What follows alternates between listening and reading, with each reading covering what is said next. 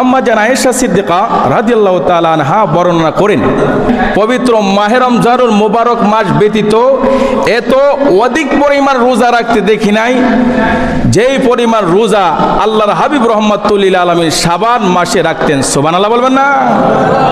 চিন্তা করছেন? আম্মা জান আয়েশা সিদ্দিকা রাদিয়াল্লাহু তাআলা আনহা বর্ণনা করেন, রমজান মাস ব্যতীত অন্য কোনো মাসে এমন অধিক রোজা রাখতে আমি রাহমাতুল লিল আলামিনকে দেখি নাই শাবান মাসে যেই রোজাগুলি রাখতেন।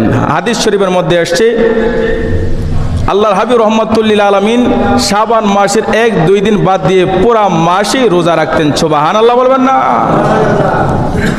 আমরা কইরা রাখি? আল্লাহর হাবিব বেশি বেশি করে এই শাবান মাসে রোজা রাখতেন।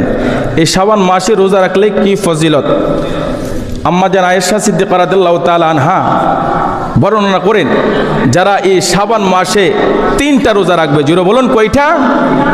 তো জবানটাকে খুলে বলুন কয়টা?